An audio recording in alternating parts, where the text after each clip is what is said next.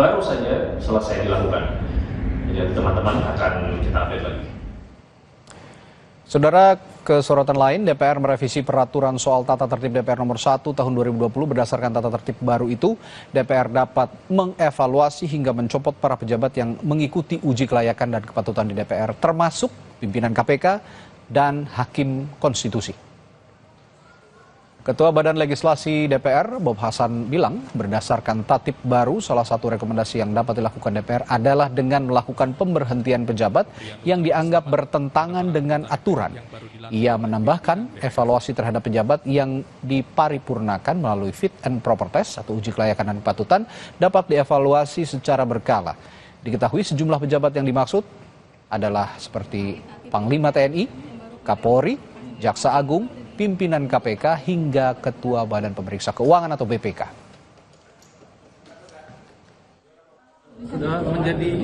Sudah menjadi peraturan.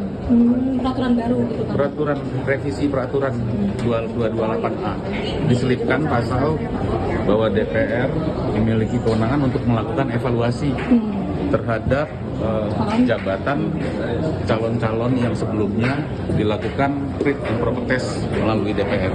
Iya, evaluasi secara berkala terkait dengan adanya sebelumnya mungkin adanya kinerja yang tidak sesuai dengan sebagaimana hasil fit and proper test sebelumnya. Dimungkinkan seperti itu tingkatan atau tahapan evaluasinya seperti itu. Wakil Ketua DPR Sufmi Dasko Ahmad bilang tatip baru DPR yang dapat mengevaluasi pimpinan lembaga yang ditetapkan rapat paripurna DPR merupakan penegasan fungsi pengawasan. Ia mencontohkan seandainya pimpinan lembaga sakit-sakitan, maka DPR bisa melakukan evaluasi soal kinerjanya. Penegasan saja dari fungsi pengawasan yang selama ini sudah ada, bahwa pengawasan yang dilakukan oleh DPR terhadap mitra-mitranya itu juga sudah berjalan.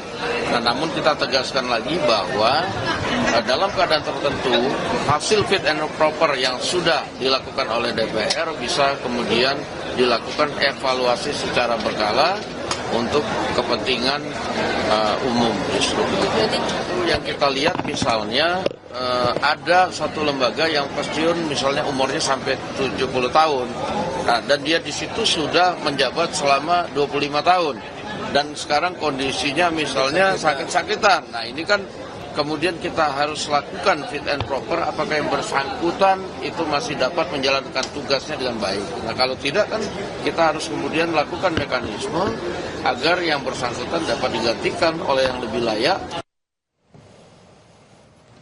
Dalam revisi tata tertib DPR menyelipkan ketentuan baru di pasal 228A di ayat 1 yang tertulis dalam rangka meningkatkan fungsi pengawasan dan menjaga kehormatan DPR terhadap hasil pembahasan komisi. Sebagaimana yang dimaksud pada pasal 227 ayat 2, DPR dapat melakukan evaluasi secara berkala terhadap calon yang telah ditetapkan dalam rapat paripurna DPR.